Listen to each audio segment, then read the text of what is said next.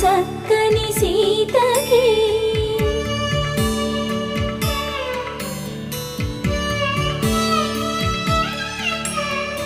ఎర్ర జాబిలి చేయి